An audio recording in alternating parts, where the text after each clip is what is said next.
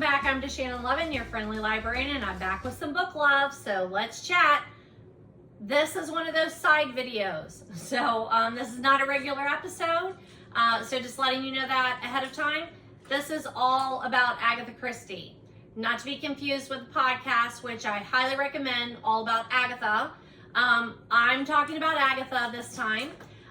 If you have been watching me, I don't even know, what number am I on?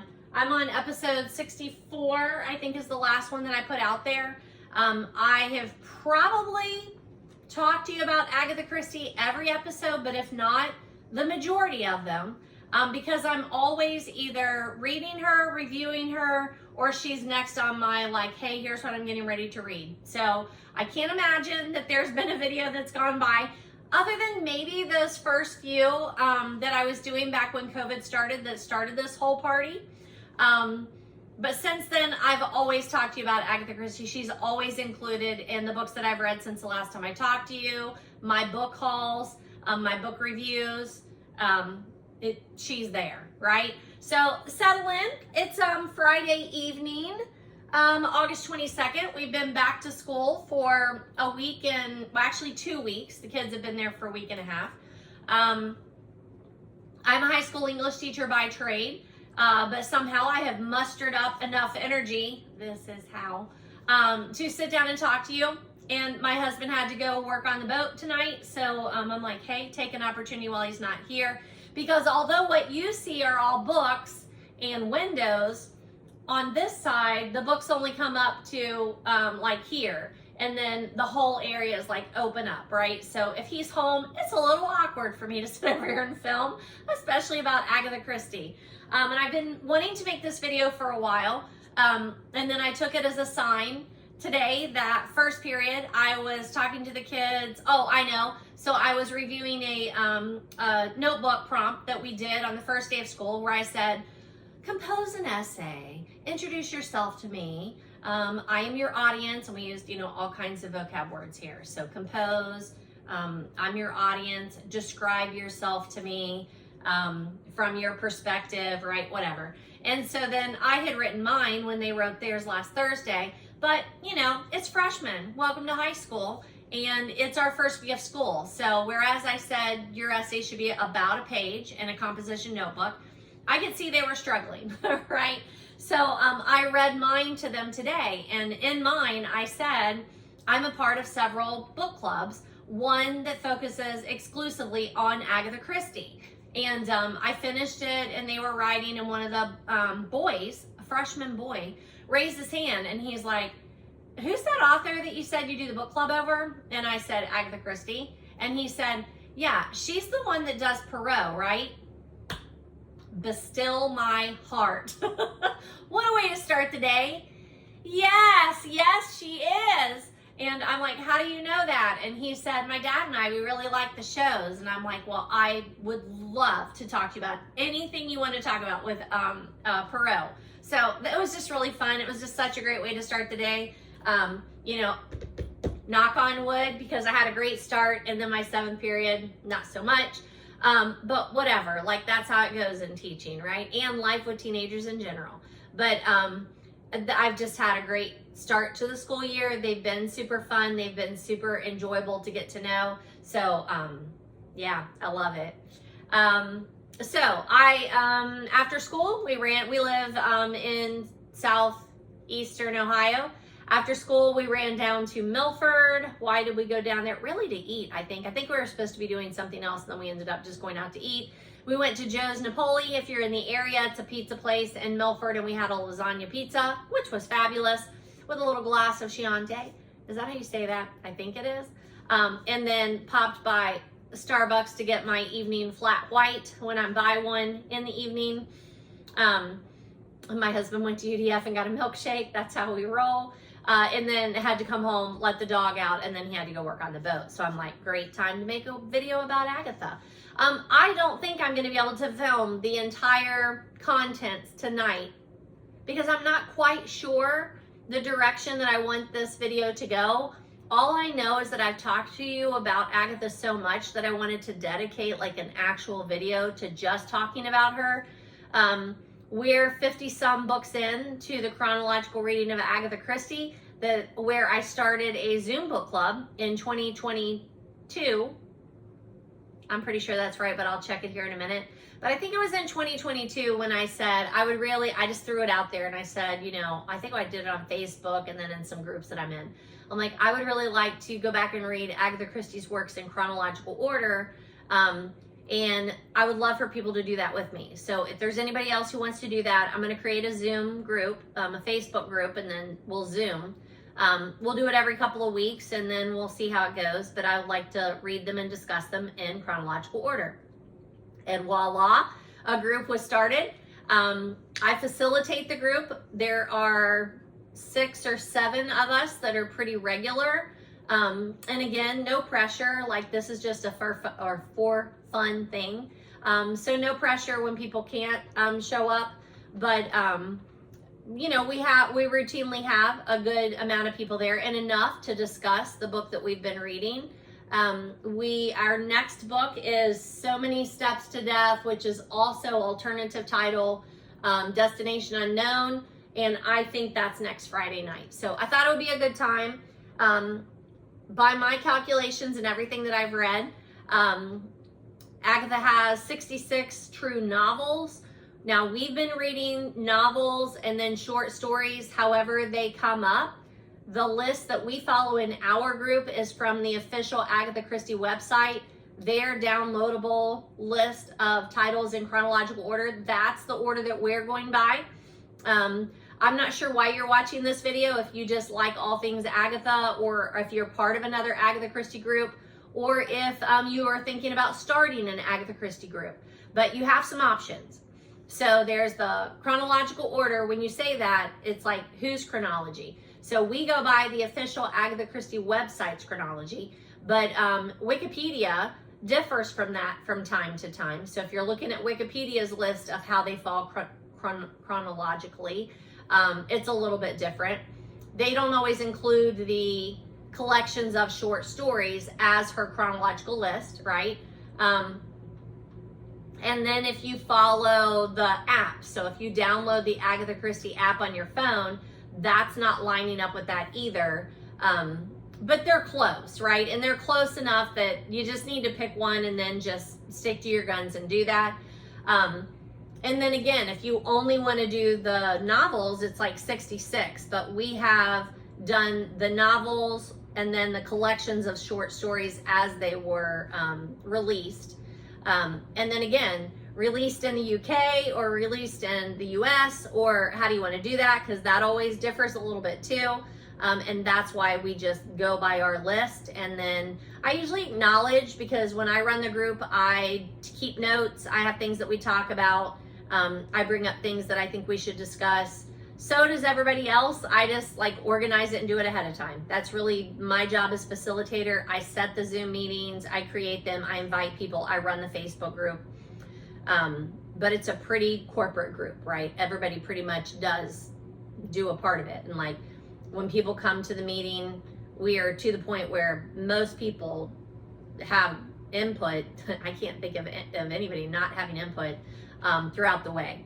Now we created this in 2022, pretty sure, but I'll check that here in a sec. And we've lost one member to a death in that time, which was pretty difficult for us.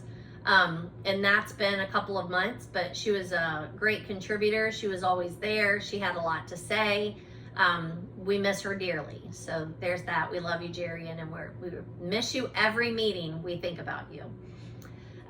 So there's that. Okay. So I just especially wanted to get on here and get that part started. And then, like I said, I'm going to introduce the books. What made me get like to the point where I'm like, hey, this needs to happen is I tried to this summer. Well, I shouldn't say I tried to, because I didn't try very hard. But I had every intention this summer of going through and reorganizing my bookshelves and cleaning my bookshelves and then culling the stack, because I'm not going to say too many books, but my shelves are overflowing and I need to get rid of some stuff. That's what I need to do, right? So there is something on my glasses that's driving me crazy. I apologize. So what I did to get started this summer is I knew I wanted to reorder how this works, so I don't know. You probably can't see a whole lot. But if you're looking all the way up at the top, there are 2 more shelves above what I can see in my camera that's seen up here, but sometimes I feel like it extends it when I'm actually watching the video. But I think what you can see is the cozy shelf. I'm looking. Is that right? The cozies shelf. Yes. Because it's this way. Yeah. So like I can see these right here. This is the Kate Carlisle cozies. And then my cozies start there with like Lillian Jackson Braun. I think there's an Ellery Adams that starts all the way over in the corner. And then there's another shelf above that that's already got my Agatha Christie's on it. And those are the ones I haven't read. And I pull them down as I'm reading them. And then I cleaned off the very top shelf where it used to be award winners, book of the month. I think those 2 things, award winners and book of the month. And so I took those down. And I want to put up on the very top shelf, I want to put the Agathas I've already read. Because like I said, we're 50 some in there. I'll look that up here in a minute too. But we're 50 some meetings into that chronological reading of Agatha Christie. Little caveat, we do when there's something special coming out. So Halloween Party, Murder on the Orient Express, The Nile, whatever. When those came out in the theater, if it happened post 2022, we would stop, read the one that's coming out so that we could read it, discuss it before we saw the adaptation, and then be able to discuss the adaptation. So there's that. But when we come chronologically to those again, then we'll just have a short discussion. We won't necessarily have to reread, but we'll give people time. We will give people time to reread if they want to, and then we'll have that discussion where she falls chronologically. Okay, so that's the thought, and that's kind of where I wanted to get us started tonight. I also tonight wanted to say like the why, right? So the reason I wanted to do this, the reason I wanted to read Agatha in chronological order, and then I wanted to actually discuss it with other people, and I chose to start my own group rather than, there are so many Agatha groups out there, so if you don't want to mess with starting your own group, still something on my glasses, so I'm gonna lay them down. If you don't want to go to the trouble of starting your own group with people that you may or may not know. So that's what I did. I threw it out there and I was like, hey, these are the people that I know that think might be interested. Anybody else, you're free to join. And I always say that on my YouTube videos. If you're interested, I'll send you the link. You should Zoom with us. But right now, everybody in that group, I know. I have I have my college roommate and a college suite mate, my cousin Deb, Kathleen, who I used to teach with, my best friend Jennifer from high school, my college suite mate's mom comes. Is that it? Ish? I'm so sorry if I've left someone out. But that pretty much covers it. Like I said, Geranium met with us, and then she passed away. And we literally like had met with her, and we set our next meeting, and then she passed away between those 2 things. So it was really difficult. That was really difficult. But I think that about covers who's usually there. And then we've had people come and go here and there, but we've had a pretty loyal group. And that's been really nice. It really helps the conversation because what I wanted to do was read her in chronological order. So whereas I had read a couple like The Crooked House, and then there were none. I think I may have read like one more. I think I had already read Halloween Party before. I think that's right. But anyway, I had read like maybe 3 Agatha Christie's, and I just knew that I really liked her. Like, she's my kind of gal. So I thought, wouldn't it be cool if I went back and followed an author from the first book that they published and then watched their writing life over time? And who better to do that with than Agatha Christie, who started writing, well, she started publishing in 1924, I think. Again, I'll check my facts, but come on, I'm not making money off this video. Like, I'm just having a good time. But I think it was like 1924 when she published that first one, Murder of Roger Ackroyd. And she has gone on to then publish for decades, right? So I thought, what better author to like follow through time and see how her writing changed as times have changed. And man, has it been fun. So I don't really know what I was expecting when I started. I did a little bit of background before starting the group. I read some things on her. I took some notes.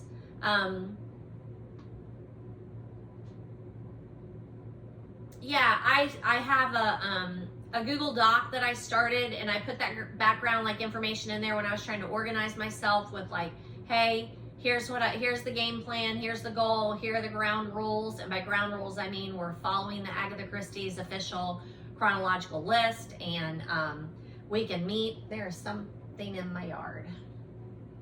Oh, okay.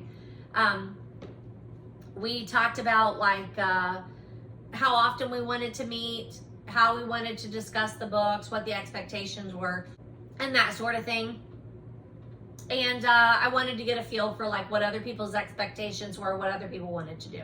So that's what I mean when I say like ground rules, right? And we stuck pretty close to that. So then it kind of transpired into, and I'll look at this here in a minute or in the next video. But I started like keeping track of things, right? So I started basic facts, and I would take notes. Like I always take notes. I shouldn't say I always, but I often take notes when I'm reading. So whether I'm writing in the book or I'm taking notes separately or I'm post-it noting it or I'm creating a doc, I'll say things like the setting and the cast of characters, and maybe some things that I should remember about each character and good quotes that are coming up. But with Agatha, it quickly got to where there were hallmarks that we constantly were looking for. We noticed that she would say certain things.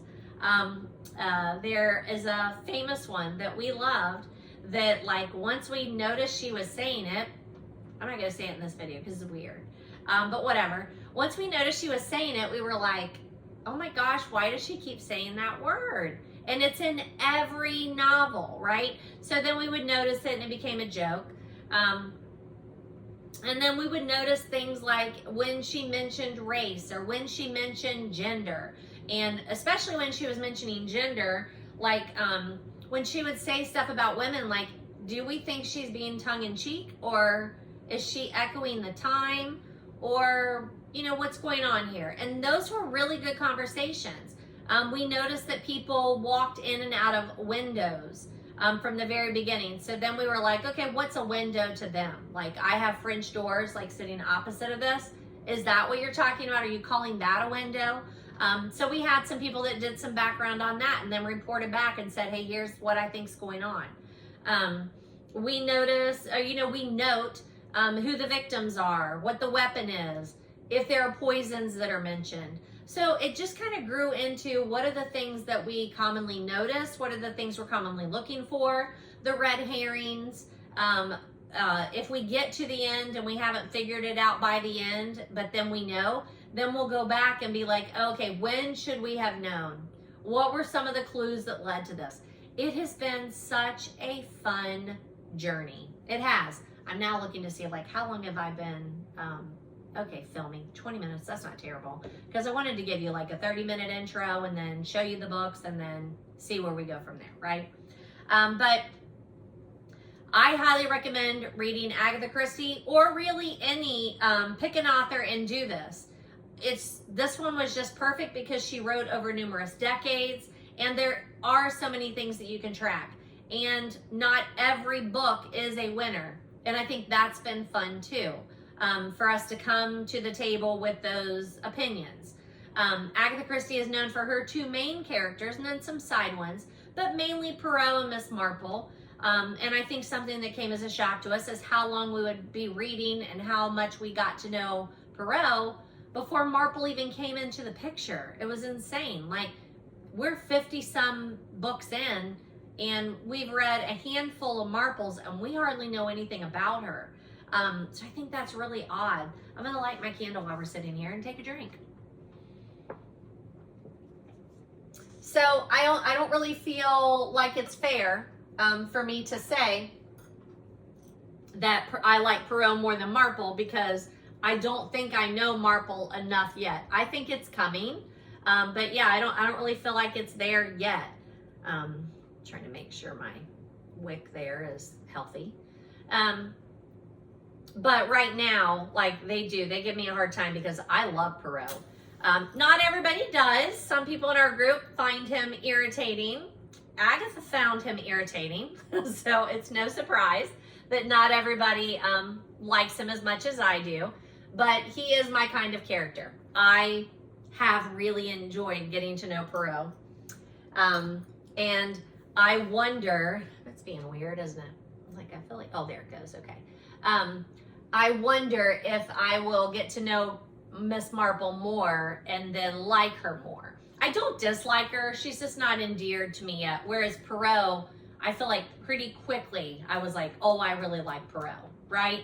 So that's kind of an introduction into our group, into why I chose Agatha Christie, why I asked people to join me on this journey, how I set it up, how I kind of run it. We started, I think, trying to do like every 2 weeks, and it was too much. It was like, then that's the only thing you're going to get to read if you're reading it. You're reading and discussing every 2 weeks.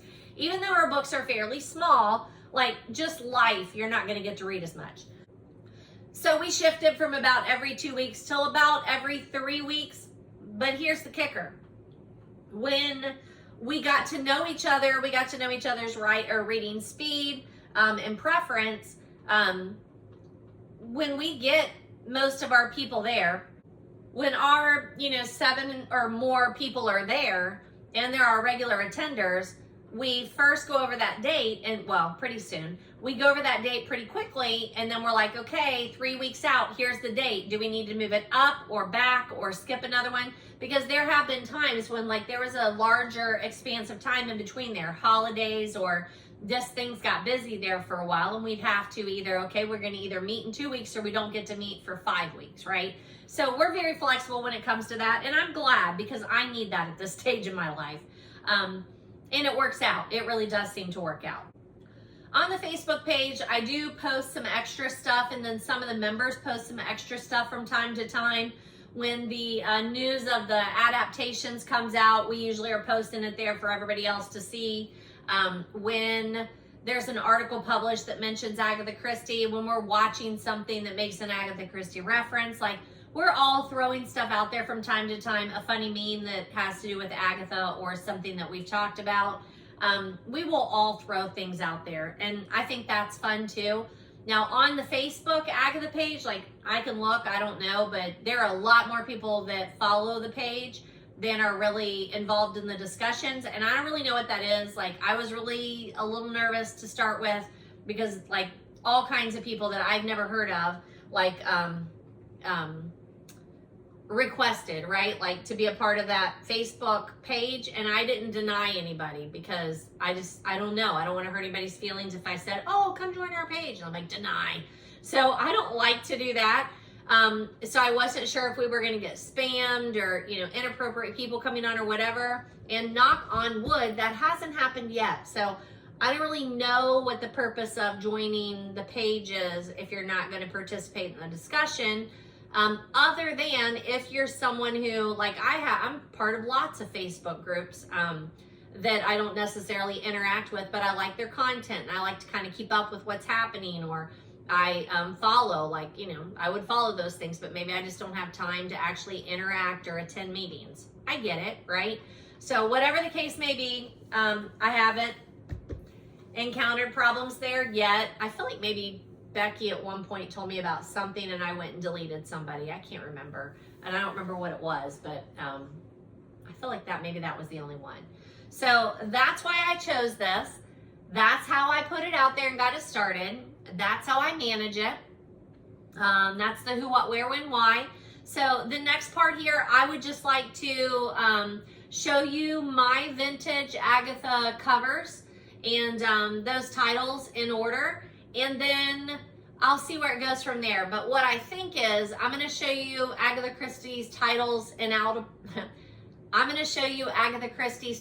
in chronological order as we have read them. And then I will probably go through and talk to you a little bit more about the document that I run and what it is that we track on there and what's very common for Agatha.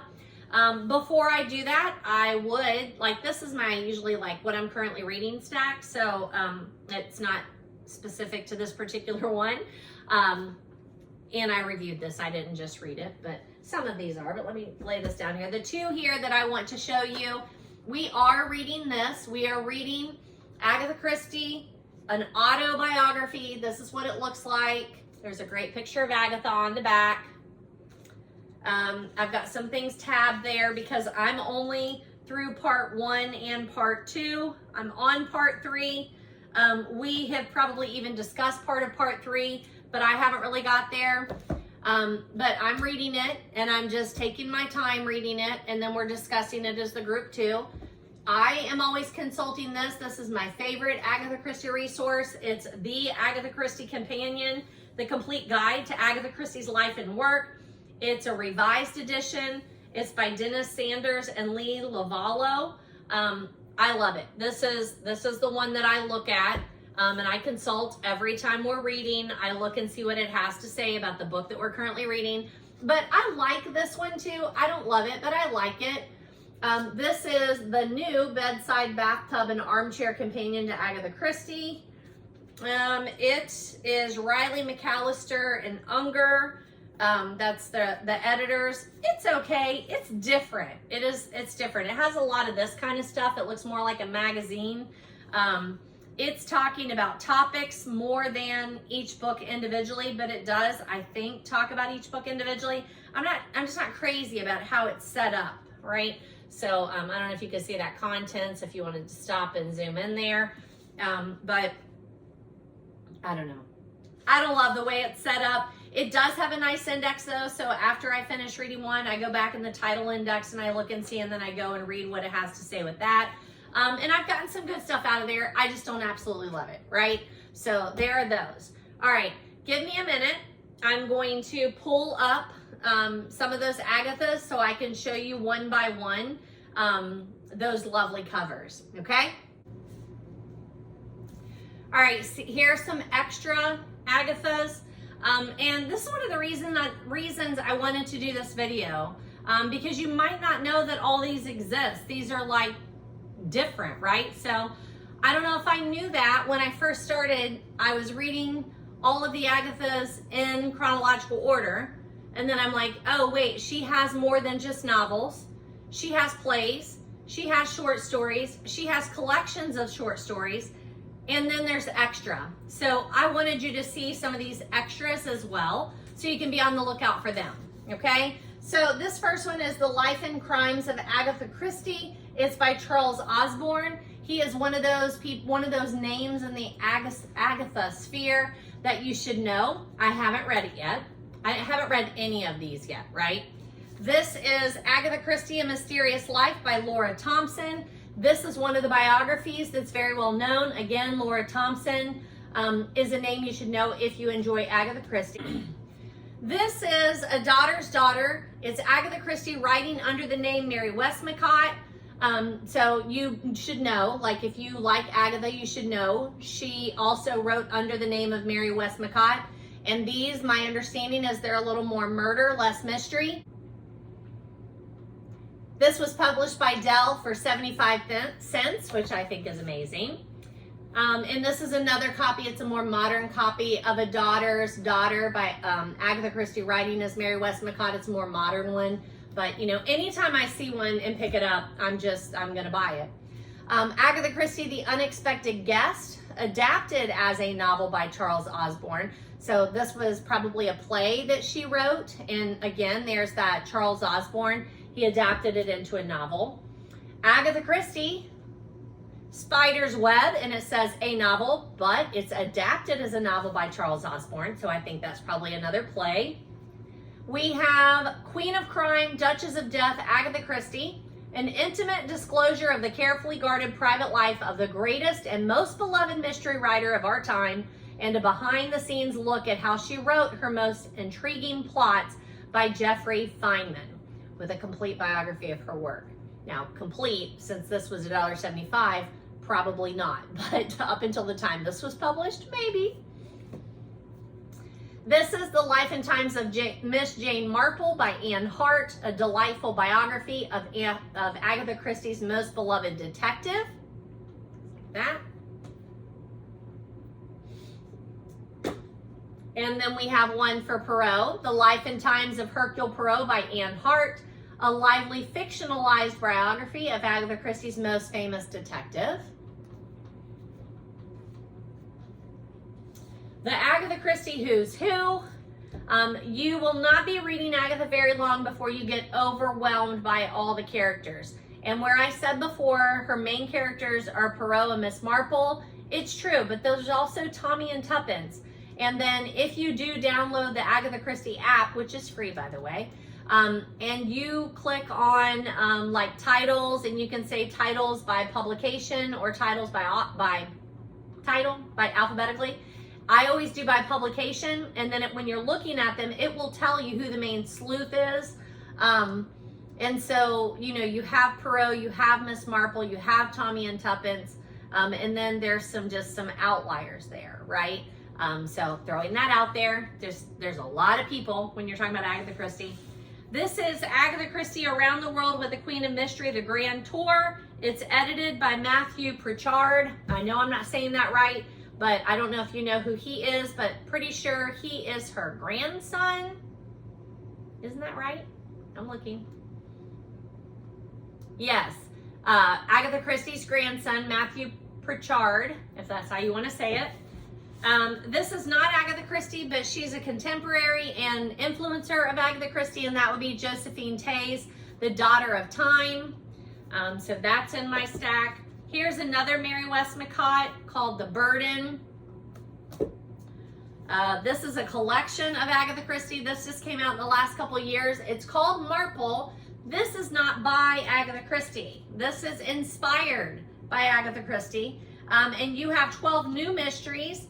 Lucy Foley, Ellie Griffiths, Lee Bardugo, Alyssa Cole, Naomi Alderman, Jean Walk, Val McDermott, Karen McManus, Dreda Say Mitchell, Kate Mose, Ruth Ware, and Natalie Haynes. So it may look familiar to you, and I feel like they have another one. There's like a Marple, and maybe there's even a Poe.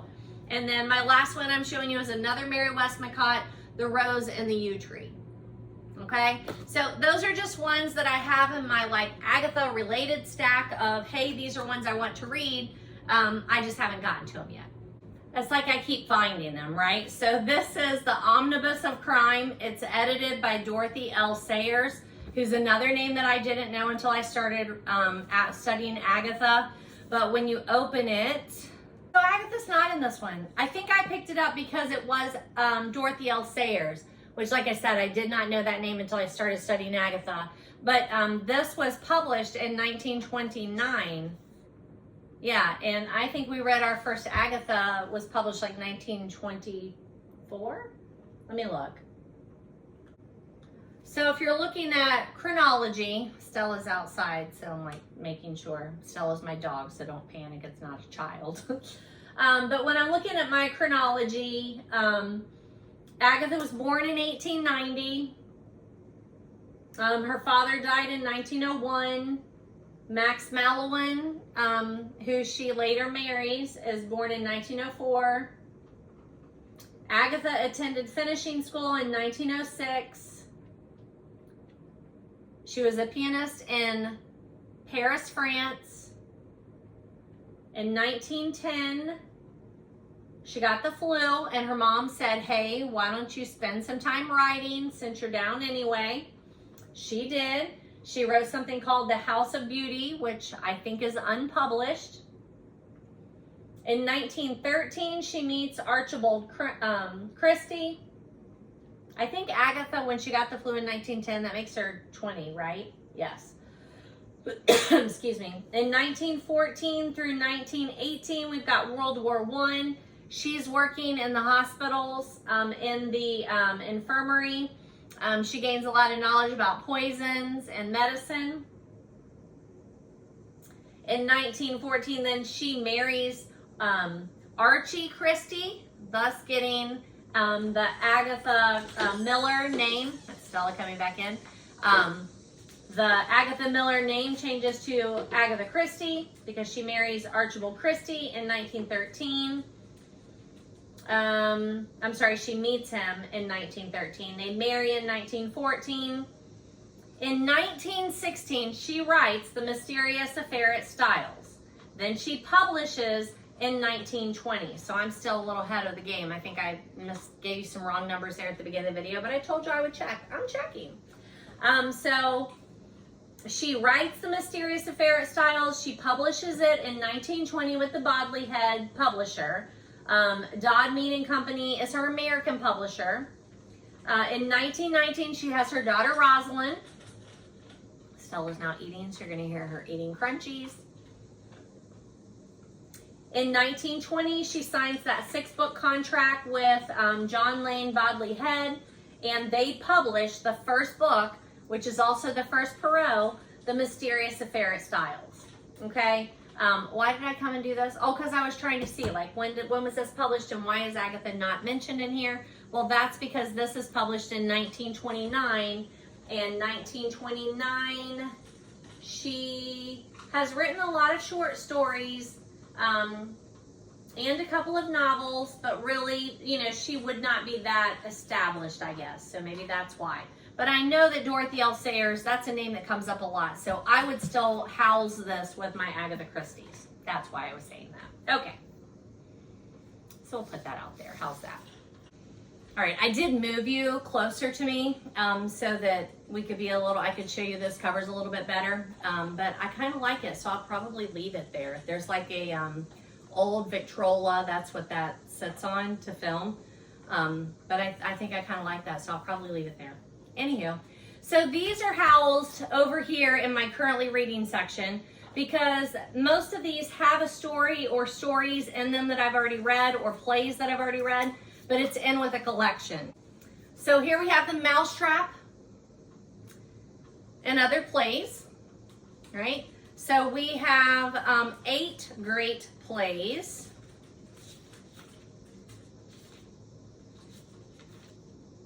Ten Little Indians, Appointment with Death, The Hollow, The Mousetrap, Witness for the Prosecution, Toward Zero, Verdict, and Go Back for Murder.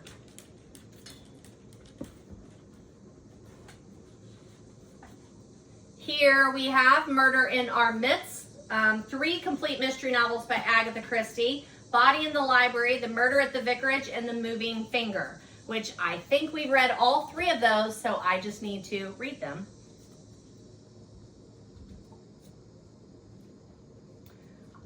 So I just, I can put that up there with my collections because I just need to double check, but I think all 3 of those we've read. The next one is Agatha Christie's Murder on Board. This is published by Dodd Mead, which is the American publisher. If you'll remember, these take place on planes, trains, and automobiles. The Mystery of the Blue Train, What Mrs. McGillicuddy Saw, and Death in the Air. Pretty sure we've done Death in the Air and Mystery of the Blue Train. We've not done What Mrs. McGillicuddy Saw. This is 13 Clues for Miss Marple. And why is it sitting over there? I don't know. I feel like we've already done this one. Tape Measure Murder, Strange Jest, Sanctuary, Greenshaw's Folly, The Case of the Perfect Maid, The Case of the Caretaker, The Blue Geranium, The Companion, The 4 Suspects, Motive versus Opportunity, The Thumbmark of St. Peter, The Bloodstained Pavement, and The Herb of Death. I don't know why it's sitting over there. I feel like this needs to be over here, and we'll see if we come to it when I'm giving you those. Agatha Christie's Detectives, 5 novels. A student of mine last year gave this to me. She and her mother wrote me this beautiful card and said that they hoped I enjoyed, and I have. And this one has Murder at the Vicarage, Dead Man's Folly, Sad Cypress, Toward Zero, and N or M. So I think Dead Man's Folly is the only one we haven't done so far, or yet. A 4-in-1 volume Agatha Christie Postmark Murder, This is a Caribbean mystery, Nemesis, Murder in Mesopotamia, and Appointment with Death. So I know we haven't done Nemesis, and maybe not another one. This is The Golden Ball and Other Stories.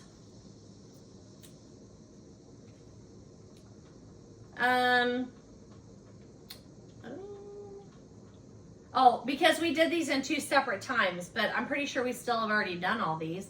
The Listerdale Mystery, The Girl in the Train, The Manhood of Edward Robinson, Jane in Search of a Job, A Fruitful Sunday, The Golden Ball, The Rajah's Emerald, Swan Song, The Hound of Death, The Gypsy, The Lamp, The Strange Case of Sir Andrew Carmichael, The Call of Wings, Magnolia Blossom, Next to a Dog. So maybe not. I feel like there might be something in there. This is Surprise, Surprise. This one has Hercule Poirot, Miss Marple, Harley Quinn, and Mr. Parker Pine. So I told you there was more than Marple and Poirot, but I couldn't think of them. Harley Quinn's a big one that we've read about, and so is Mr. Parker Pine. Double Sin, Arcadian Deer, Adventure of Johnny Waverly, Where There's a Will, Greenshaw's Folly, The Case of the Perfect Maid, At the Bells in Motley, The Case of the Distressed Lady, The Third Four Flat, The Plymouth Express, The Mystery of the Spanish Shawl, The Cornish Mystery, and Witness for the Prosecution, which is a short story and a novel, and they are different, right? Like same but different. This is Agatha Christie, Miss Marple, The Complete Short Stories. This is a more modern collection, but it's also a paperback. Miss Marple, The Complete Short Stories. Now, do these have the same? That would be interesting.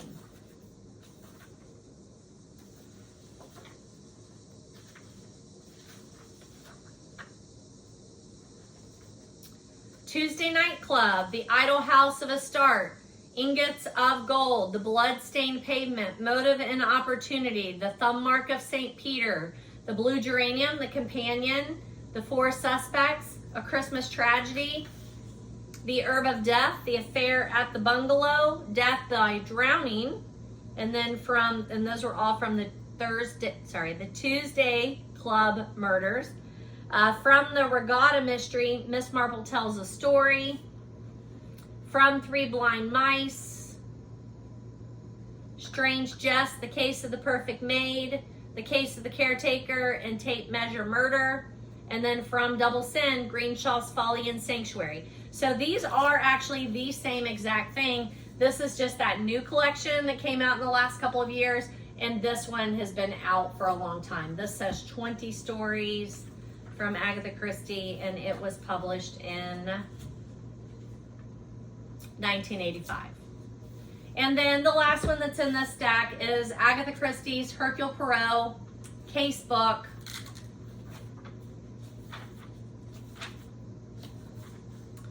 There's a whole list from Poirot Investigates, from Dead Man's Mirror, from the Regatta Mystery, from the Labors of Hercules, from Three Blind Mice, from The Underdog, and from Double Sin. So I have not read all of those or the Marples. So that's why they're in the currently reading, because there are some we've done and some we haven't. But I need to like update my notes and figure out what I'm doing there, right? Okay, give me a minute. I'm gonna move those back over there, and then I'm gonna go through the Agathas one by one that we've read so far. And we follow the list on the official Agatha Christie website.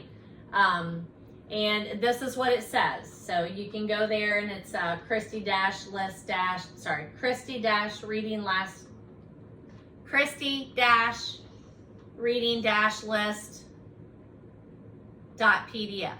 So it's a PDF that you find on their website.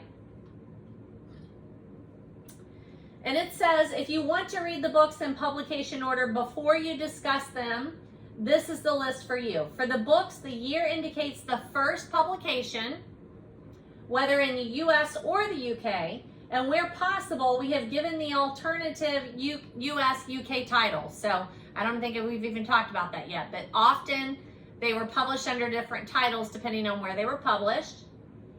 The collection listed are those that feature the first book appearance of one or more stories. So not all of these are novels. Some of these are collections of short stories, okay? So we started in 1920, and earlier in the video, I think I told you that it was the murder of Roger Ackroyd. I know that's not right. I apologize. I just, out of my mind, that's what came up. Not true. 1920, the first Agatha Christie published story is The Mysterious Affair at Styles. So I'm going to start there, but once again, remember, my club started, oh, I don't know, I say remember, and I don't know if I actually told you that. So my club started, I threw out the feeler in December of 2021, and that's when we decided that we would meet and discuss the first one, but it's kind of a so like, I think I threw maybe the information out in October, November. By December, I had a group of people that said, yes, we want to do this. So I said, you know what, I'm getting antsy. Let's start ahead of time, and let's start by reading 2 Christmas Agatha stories, and then we'll go back and read chronologically. And they humored me, and that's what we did. So we started by reading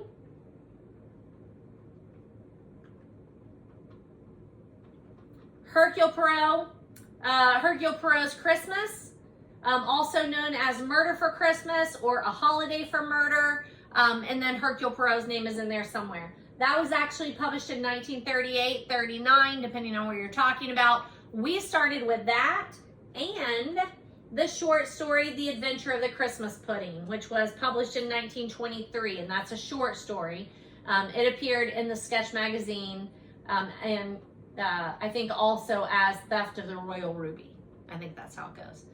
So we started with those 2 before we did this first one, but I'm going to start with you doing chronological orders. Let me go back there. All right, 1920, The Mysterious Affair at Styles. This is the copy that I have. Then next we have 1922, The Secret Adversary. I learned my lesson. I bought this off of Amazon, and because some of her books are not still covered like by copyright, somebody just printed this up. It's not the best binding. I only read it one time, and it's already like a little weird the way it falls there. But yeah, it's fine. It was nice. It had a cast of characters in the front of it. It's pretty big. So really no shade, like it's just different, but yeah, then I'm like, yeah, that's not what I was thinking. But this was back when we first started, and I didn't have a great collection started. And then I learned very quickly that it was hard to find Agatha Christie's thrifted or secondhand. So I just started looking so that I could find, as soon as I found them, I bought them.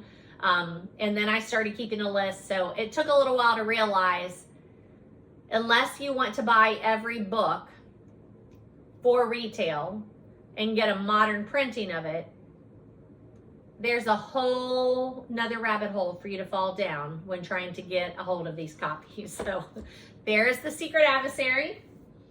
The next one was Murder on the Links, and I started picking up these vintage paperbacks, and this is why I wanted to do this video too. These were my favorite.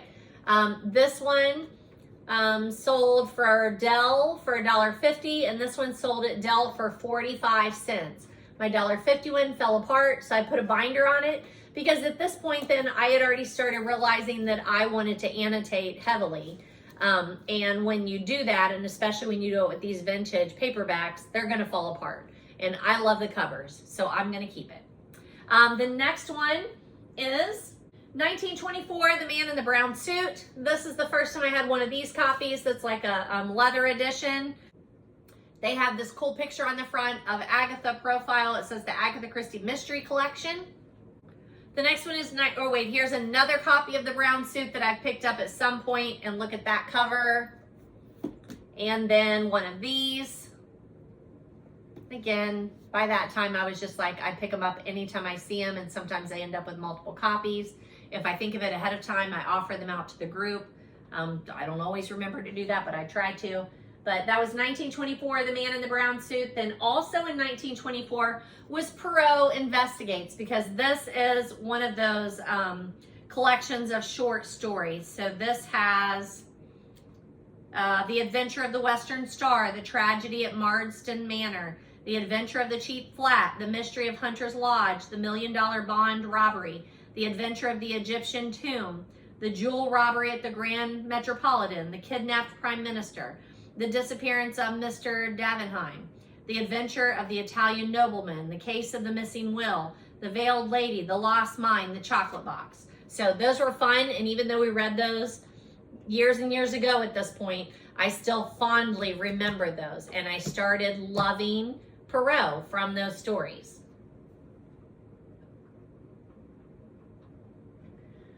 The next one is 1925, and this is The Secret of Chimneys. This is another one of those like leather edition ones, the Agatha Christie collection. I think I bought both of those at the Book Rack in Murray, Kentucky, which is a secondhand bookstore. But they were a little pricier, and I honestly, after I like kind of got this started, I realized I really like these little vintagey ones, right? The paperbacks. So that one takes us to 1926, The Murder of Roger Ackroyd. That's that one. And then that leads us to 1927, The Big Four. There's another copy of The Big Four. 1928, The Mystery of the Blue Train. That's a beautiful one. Look at those edges. 1929, The Seven Dials Mystery. That was another one that I had picked up before I realized that really what I want to do or try and find these vintage ones. And then rounding out the 1920s with 1929, Partners in Crime. Looks like that. Now, Partners in Crime is another one that is a whole slew of short stories.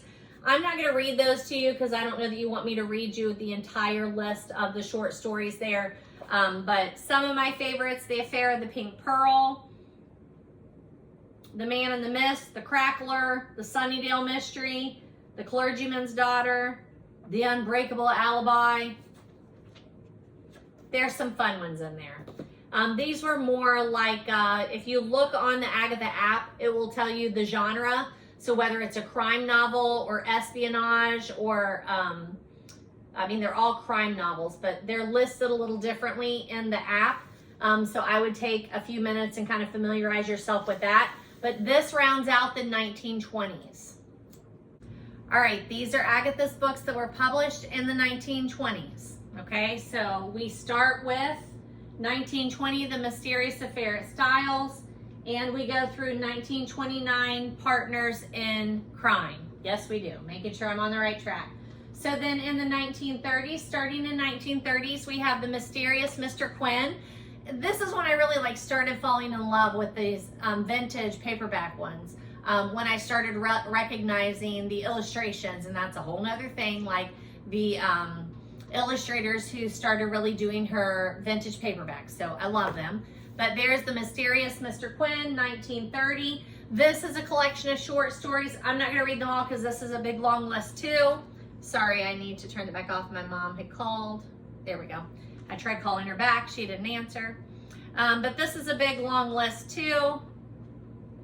Well, that's weird. Why does it not? I think this is, I'm sure it is. So why?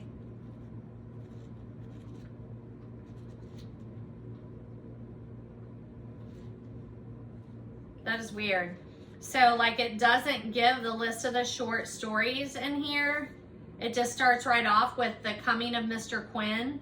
And at the top, it just says The Mysterious Mr. Quinn. So it doesn't name them. But then like when you end that one, then it's The Shadow on the Glass, but they're not, the short stories aren't listed like at the top. So it's kind of hard, but yeah, we read that one and loved that. That was 1930. Also in 1930 is the famous Murder at the Vicarage, Agatha Christie. So it looks like this. This is a different edition. This one is the Agatha Christie collection put out by Black Dog and Leventhal publishers. So that's kind of weird. But I have a couple of those. So here's another one, but this one fell apart when I was reading it. You know, I only paid $2.50 for it, but I have to keep it because I love it. I don't know what happened to the cover. This is a Murder at the Vicarage, a vintage paperback one for 75 cents. So those are all Murder at the Vicarage, and that is 1930. 1931 on here says the Sittaford Mystery, but in the US it was also titled Murder at Mazelmore, and it looks like this, and that's the copy that I had. In 1932 is Peril at End House, looks like this.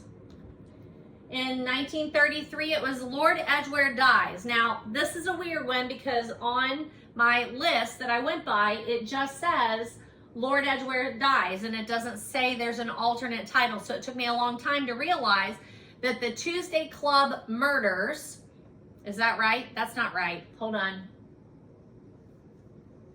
So after Peril at End House is the 13 Problems, which is also known as the Tuesday Club Murders. There you go. So those are alternate titles. And this is a book of short stories. It contains things like the Tuesday Night Club, the Idle House of Astarte, which we already read. We had already read several of these when we got to this collection, but we went back and we went ahead and read it because it had that Tuesday Night Club in it, and in chronological order, that's what was there. So we did that one. That was in 1932. So this is where it gets confusing. Then in as if it hasn't been already. But in 1933, she published Lord Edgware Dies. On my list, on that official list, that's all it says, Lord Edgware Dies. So it took me a minute to figure out that 13 at Dinner is also Lord Edgware Dies. Doesn't say it on this, but it is the same story, and it talks about Lord Edgware dying. So I'm not really sure why that publication doesn't show this book as being the alternate title for Lord Edgware Dies, but it is. And that is in 1933. Then in 1933, we also got The Hound of Death, that had like The Hound of Death, The Red Signal, The Fourth Man, Mystery of the Blue Jar. So some repeat short stories, but I don't have a copy of The Hound of Death. I'm still looking for that one, but I read them because all of those short stories came in a different collection that I already had on hand. So it was still easy to do for me. That was 1933. I think it says because it wasn't actually published in the US, so maybe that's why it's hard for us to find it. I don't know.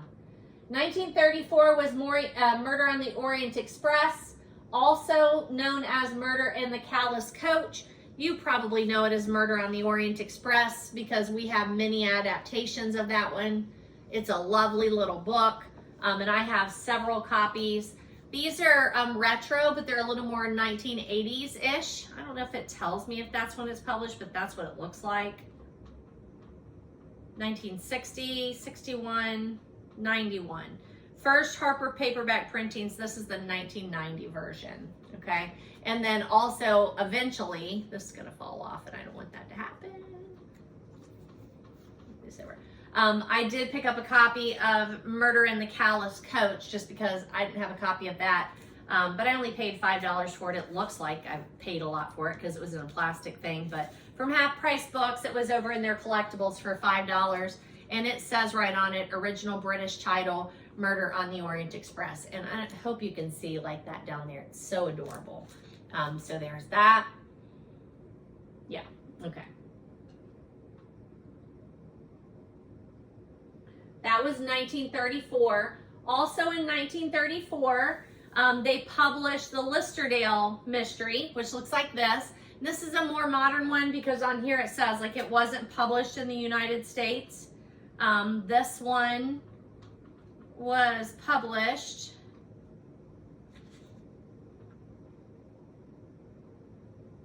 in 1994. So it came to the US in 1994. But that's a pretty edition. I'm happy with that. That's put out by HarperCollins. And the Listerdale Mystery is a short story collection. Things like the Philomel Cottage, the Golden Ball, Swan Song. You've seen some of those, A Fruitful Sunday. Then in 1933, we get Why Didn't They Ask Evans, which was recently released on BritBox as a series. So this is that edition. It was also previously published as the Boomerang Clue. So I have a couple editions of those.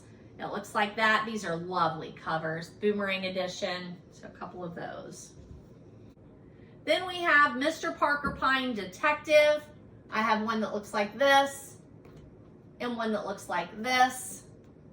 Pretty sure these are short stories. Yep. Case of the Middle-Aged Wife. Doesn't have a table of contents at the beginning. Why not? But I can look on here. The case of, lots of those. And then the Pearl of Price, the Gate of Baghdad, the Oracle at Delphi, Death on the Nile, but the short story, which is before she then goes and writes the whole novel. Then we have 1934 three-act tragedy, and that's also known as Murder in Three Acts, and I don't have a copy of that. In 1935, we have Death in the Clouds, also known as Death in the Air, which is what both of my editions look like.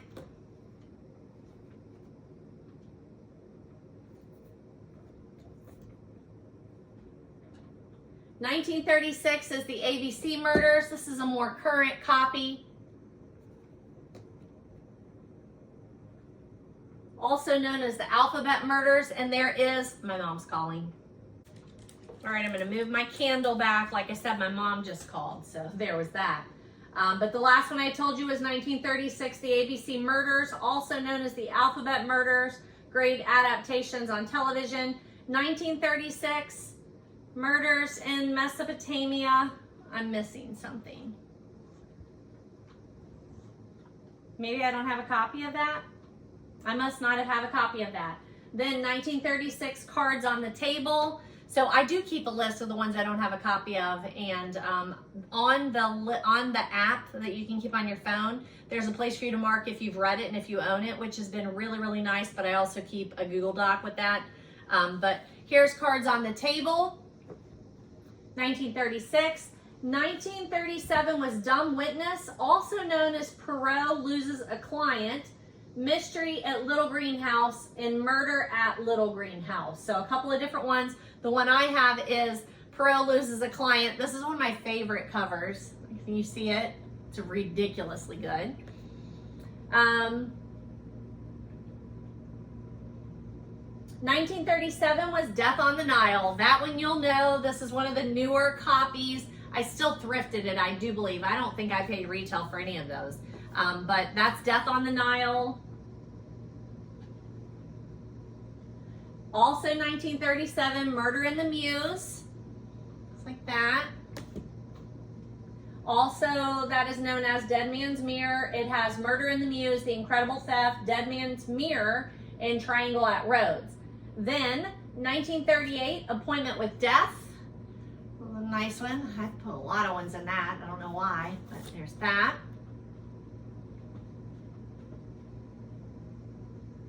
And then in 1938, we went back and looked at Hercule Poirot's Christmas, which we had read to kick off our Agatha group, but we did read it and discuss it again.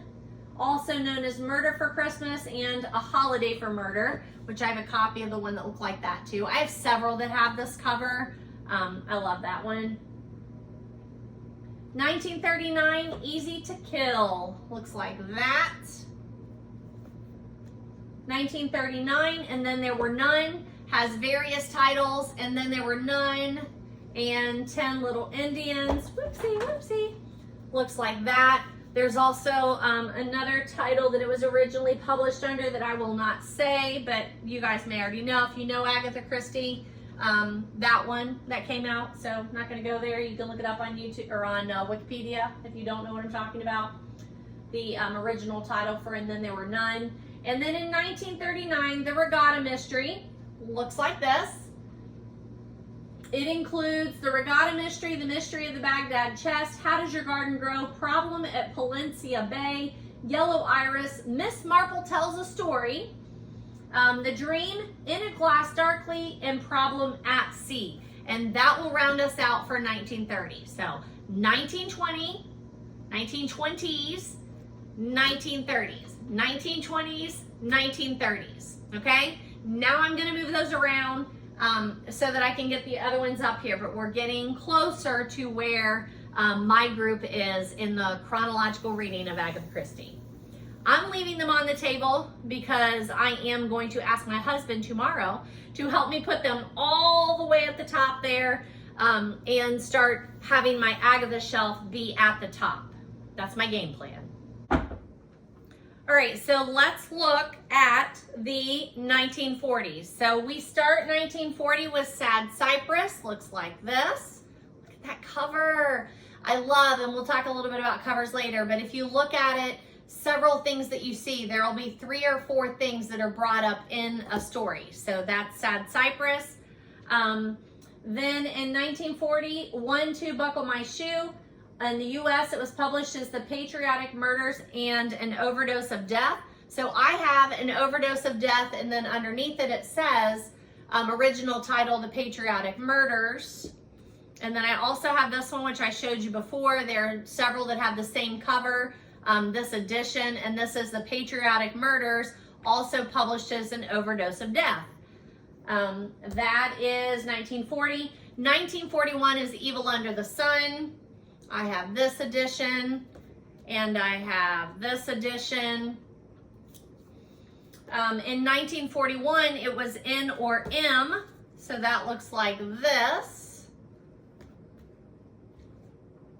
And I don't have the cover on this one, but it's this green with the green edges. And then my personal favorite, 1942, Shock and Surprise, Body in the Library. It looks like this. And then I also have this one. Lovely.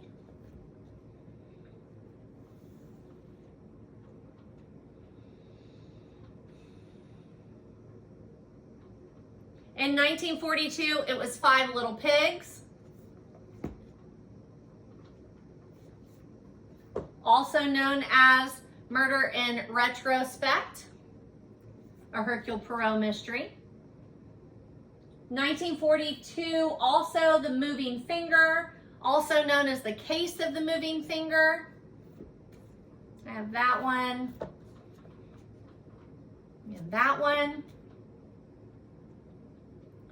Toward Zero, one of those 90s editions.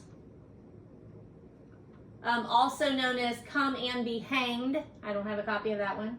1944, Towards Zero, also known as Come and Be Hanged. I just said that, didn't I? So what is this? Yeah, 1944, Death Comes as the End. 1945, Sparkling Cyanide. This might be one of my favorite ones. That is a Fontana Books edition. I just love it. Is that not the most beautiful thing you've ever seen? So there's that one.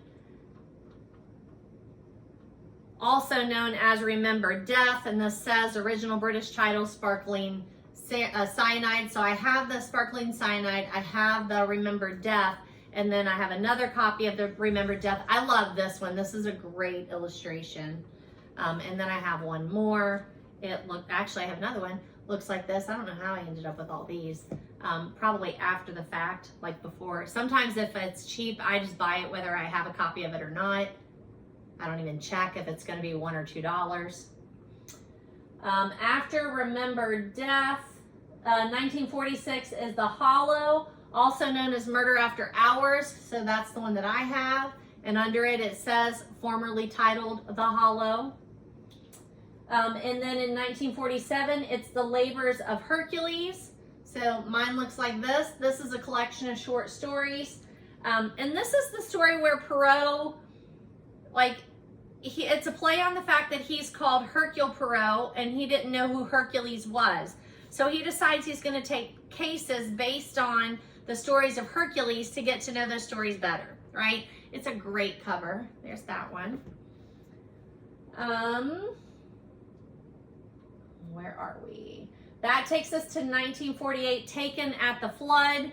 Also known as There Is a Tide. That looks like that Sparkling Cyanide one, but it's different. This is a Pocket Books edition, but it's a lovely one. And then 1948 is the short story collection, Witness for the Prosecution. So that looks like this.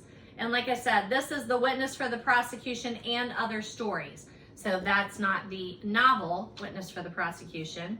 And I have this, I'm making sure I'm telling you the truth. Yes.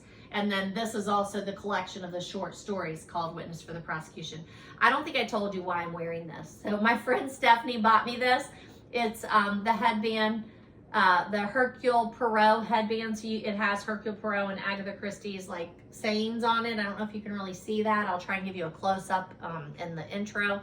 And then I don't remember what company it is either, so I'll have to look that up for you. But it's like one of those twisty ones, but I love it.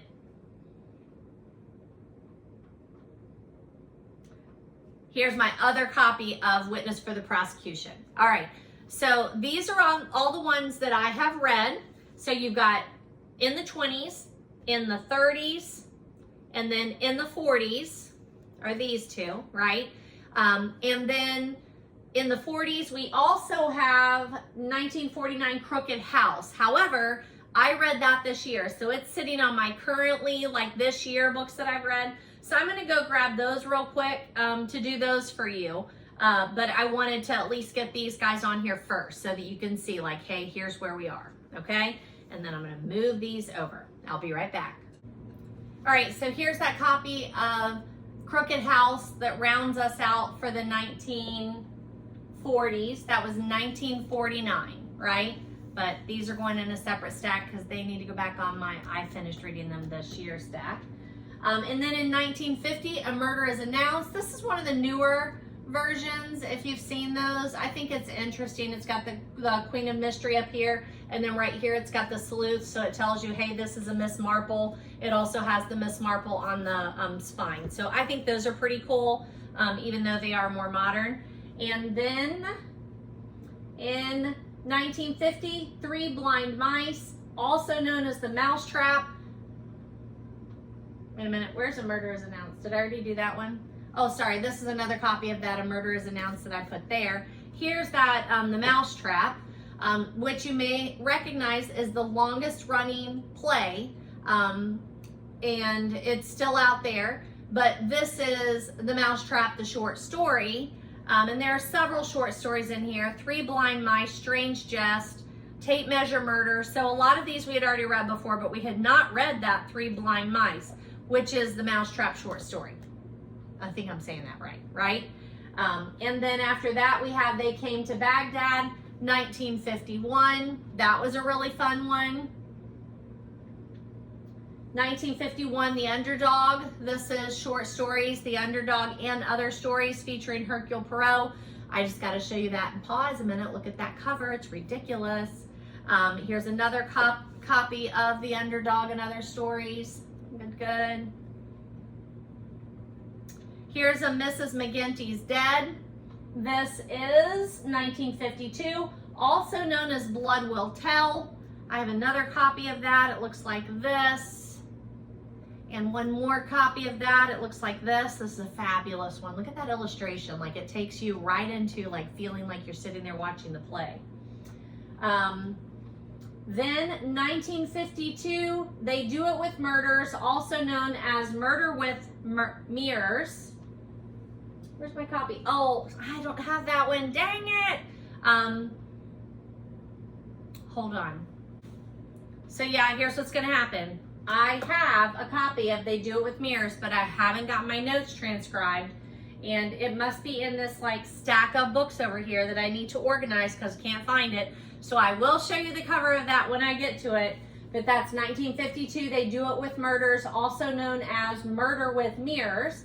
And then in 1953, we have Funerals Are Fatal. And look how they put Funerals Are Fatal in the shape of a coffin. That's awesome. That takes us to 1953, A Pocket Full of Rye, which is another one that I just finished and I'm working on the notes. So both of those, I've got to do the notes and I don't know where they are. I don't know why I can't seem to put my hand on them. They're going to be right here, but before I finish the whole video, I will make sure I show those to you. And that takes us to the one that we're reading now, which is Destination Unknown, also known as So Many Steps to Death. And that looks like this. right? I had another copy and I mailed it to my cousin Deb because she's gonna discuss those with us too, right? She's in that group. Okay, I think that's what I wanted to show you. Now, a couple of others I'm gonna throw out there. Stella's trying to go back outside. You're not going right now, Stella. At the beginning of this year, we decided to read Black Coffee. This is a play. It's a Hercule Poirot novel, Black Coffee, but it was adapted into the novel by that James Osborne we were talking about. But we read this at the beginning of the year as like a sidestep. We also have already read Agatha Christie's Halloween Party. I have this copy, and then I've got like an old copy here. Looks like this. It's pretty cool, actually. And this one looks like this. But technically, chronologically, it hasn't come to that yet. But we read it whenever the movie came out, or the adaptation, that really was loosely based on Halloween Party. But it also is part of like the seance. So you kind of put both of the short story, the seance, and then Halloween Party, the novel, together. In addition to that, ones that I wanted to mention to you were the Sophie Hannah adaptations. So see how it says Agatha Christie? They're Agatha Christie inspired. They're written by Sophie Hannah. These we call, I think, the new Agatha Christie novels, I think is how they're saying it, or the new Poirot novels. I like them. Monogram Murders, I read that one. This is Mystery of the Three Quarters, and I have a couple of others. If you've been with me, you know. So once I clean this up a little bit tomorrow and I'm moving those, then I'll make sure I show you these to put in this video, or if I break this into two halves. So I wanted to mention those. Okay? So that's where I am in the reading of Agatha Christie. That's how I developed the club, how I came up with it, how I run it, that sort of thing. And I'm showing you those covers. Now, I've been filming for 2 hours, 15 minutes-ish. I also stopped and talked to my mom, stopped and talked to my sister. There's some downtime in there, the sitting up, the tearing down, so it's not gonna be that much. But I'll cut it down and see where we are, and then I'll probably break it into two. So these are the ones we've done so far. Told you about how I set up how I came up with this idea. I did want to say I've done other projects through the years, so if something like this interests you, but you're not quite Agatha Christie, I put a group together and we discussed classics. I put a group together and we read through Moby Dick for a year, and we used, I can't think of his name, Matt Kish, I think. He has like a book where he puts an illustration on each page of Moby Dick, so we used that while we were reading Moby Dick. So I've done a number of those like project-based groups over the years, and I just highly, highly recommend it. Keeps you motivated, gives you a nice group of people to talk with, gives you something that you're talking with those people with. It's just fun. I enjoy it. So I highly recommend that, even if you've gotten this far and you're not interested in Agatha Christie. I can't imagine that you're here, but maybe you have already read these and you're like, yeah, I really do like that, but what else might I be able to do? Just pick something, but it's super fun. I highly recommend it. I'm gonna break there, and then either the next part of this video, or if I break it into part 2, I'll show you the novels that are coming up, what we've not read before. So we've covered the 1920s, the 1930s, and the 1940s. We are now reading in the 1950s, okay? Thanks, folks, for following along. Like, comment, let me know what you're reading, what you want to read. Follow me on social media. It's great hearing from you. Happy reading.